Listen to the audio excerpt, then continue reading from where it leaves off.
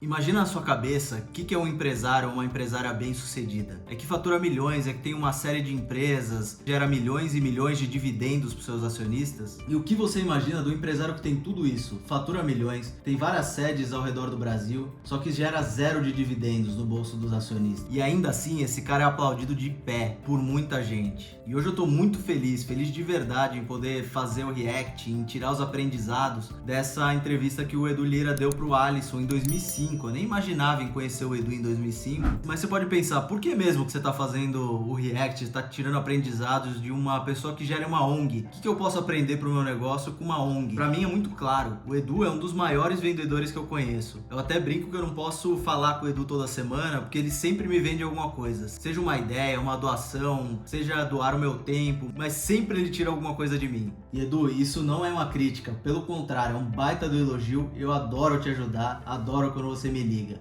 E quando eu falo que o Edu é um dos maiores vendedores que eu conheço, o cara simplesmente, durante uma das maiores crises do nosso país, do nosso mundo, ele conseguiu em poucas semanas captar mais de 12 milhões de reais para ajudar pessoas que precisavam com cesta básica. E mais ainda, não cesta básica física, mas cesta básica digital, que além de ser mais fácil de chegar na mão de quem precisa, também ativa os mercados locais, também ativa a comunidade local para benefício da economia do pequeno. Então vamos tentar abrir um pouquinho a cabeça do Edu e entender como que ele se transformou nesse grande vendedor de sonhos, e entender um pouco mais sobre o Gerando Falcões, sobre como ele criou a rede Gerando Falcões, e eu tenho certeza que vai ter muito aprendizado pra gente aqui do Fora de Série. Então minha mãe, ela cumpriu o papel do Estado, o papel da escola e o papel das políticas públicas. Quando elas não existiram na minha vida, minha mãe disse, tudo bem, eu faço o papel de todas na sua vida. A gente tem falado bastante do protagonismo da mulher em todo o cenário econômico e social. E aqui é mais um exemplo. Você não precisa ser uma mega empresária para ser uma referência muito forte, para ser uma fora de série. Tá aqui a mãe do Edu, que supriu um papel das políticas públicas, que supriu um papel que não era dela a princípio, para poder dar uma condição melhor pro seu filho. E tem um segundo ponto, que é o protagonismo. É não esperar que os outros façam por você. Ela bateu no peito e foi criar o filho dela. Foi dar toda a assistência que ele precisava para não seguir o caminho de outras pessoas que eventualmente não tiveram um futuro com tantas oportunidades como o Edu teve. Você não tem aquela certeza do que você pode ser. Aí a vida começa a te jogar. Vai passando gente pela tua história, vai te inspirando, vai te jogando para fazer. Aí você começa a sacar, a enxergar. Você entra em desafios que você tem que se virar, você tem que dar um jeito para continuar vivendo. Aí você começa a sacar, pô, eu tenho essa habilidade, eu sei fazer isso. Começa a despertar em você alguém maior. Essa importância do autoconhecimento é fundamental. Você se conhecer, saber do seu potencial, mesmo sem saber direito para onde você está indo, é essencial para você definir os seus rumos. E a vida ela vai te dando indicações, vai te dando direções que, se você estiver atento, você pode escolher os caminhos certos, escolher os caminhos que vão te formar como um profissional melhor. E esse entendimento é a base de um bom vendedor, porque você se entendendo, você entende com quem você vai falar. Então, em boa medida, eu acho que a dificuldade forjou o meu caráter. A maior parte dos meus amigos foram vítimas da violência e morreram.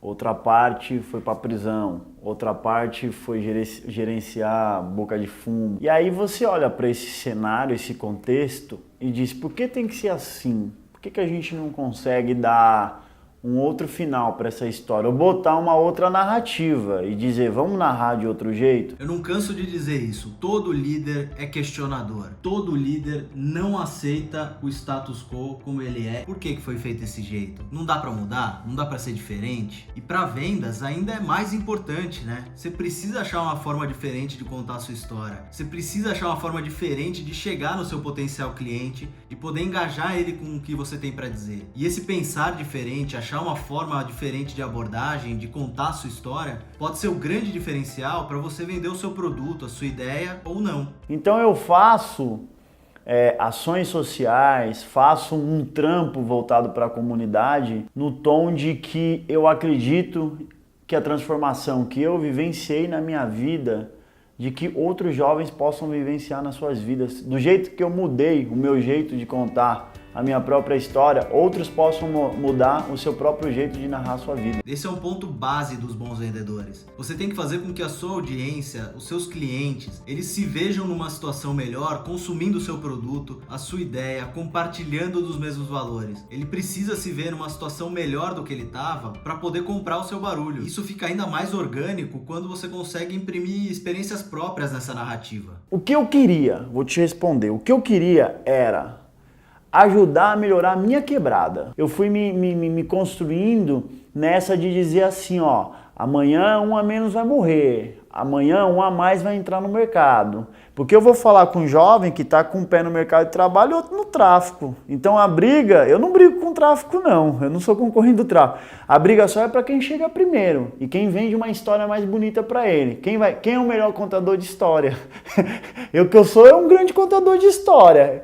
Alguém conta que aqui você pode ter o cordão de ouro, aqui você pode ter a Ferrari.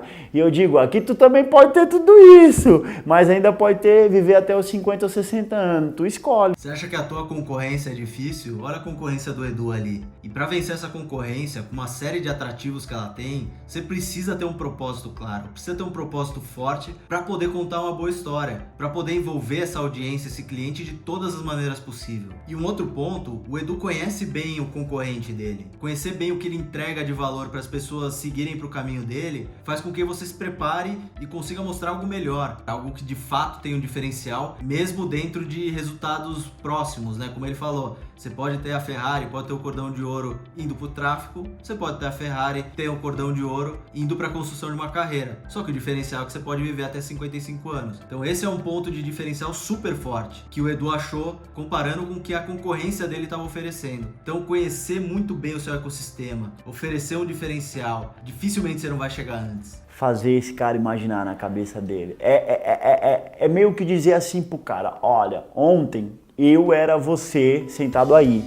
Amanhã você pode ser eu falando aqui. Ainda sobre fazer a pessoa se imaginar melhor com o seu produto ou com o seu serviço, a gente sabe que a ação de comprar alguma coisa é uma ação impulsiva e a gente acaba usando muitos argumentos técnicos ou argumentos reais para justificar uma decisão que a gente já tinha tomado. A gente já tinha tomado a decisão de comprar um carro e a gente vai lá e justifica com não, esse carro é mais econômico, esse carro ele é mais barato, o financiamento dele é melhor, ou seja lá o que for. Mas a ação de comprar uma ideia ou comprar um produto ou comprar um serviço, ela é uma ação motivada por emoção. Por isso que a gente precisa fazer com que a pessoa se projete no lugar melhor, se projete aonde a gente tá. No caso do Edu, ele conseguiu mostrar com experiência própria. Eu tava aí no mesmo lugar que você e hoje eu tô aqui. Você pode fazer a mesma coisa. Você tá aí na plateia, um dia você pode estar aqui no palco. O primeiro passo é entender que um pouco é eu ser um elemento de inspiração para as pessoas.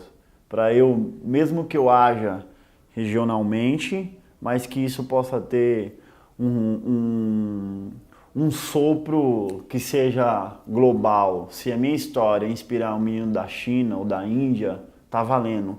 E hoje, numa era da informação, tu posta aí e vai lá. Cara, o Edu ele pensa em globalização quando ele fala de ONG. Olha que fora da caixa esse cara é. E olhando pro nosso ambiente aqui, essa globalização é muito real. Que hoje as barreiras estão muito mais baixas. A internet permite com que a gente chegue em toda parte do mundo. E você, vendedor, que entende que tem um produto que tenha valor para vários povos de diferentes nacionalidades, você precisa pensar global. Você precisa pensar em como falar com toda essa galera, aonde falar com toda essa galera e como mostrar valor para diferentes culturas. Caí na real de que eu não sou um super-herói e de que eu não vou resolver todos os problemas. Às vezes eu entro num barraco e eu vejo tanto problema que eu quero entrar lá e vou resolver tudo. E aí você é sugado. Cara, aqui a gente tem um problema crônico do empreendedor, que é querer fazer tudo ao mesmo tempo. Quando a gente fala de vendas, também acontece. Ele quer ir pra rua, quer fazer o relatório, quer fazer o atendimento, quer responder e-mail e não dá, gente. A gente precisa se organizar e eleger prioridades. Se a gente não eleger prioridades, a gente acaba não fazendo nada. O desafio é conectar o maior número de gente, é elaborar cada vez melhor essa história, é conseguir ter uma visão muito poderosa de futuro para que essa maré da transformação seja elevada. Eu elevo aqui, o Júnior do Afro Reggae eleva no Rio, o outro, a tia Dag lá no Capão, eleva lá e nós vamos elevando. E aí a gente acredita que se muita gente pegar nessa corda e ajudar a puxar, a gente joga lá, a gente aumenta a barra e joga lá em cima. E aí a gente consegue criar um novo Brasil, sem a necessidade de esperar pelo governo, que é obsoleto, sem a necessidade de esperar por alguém que nunca vai chegar. Então, é como eu digo, é nós por nós.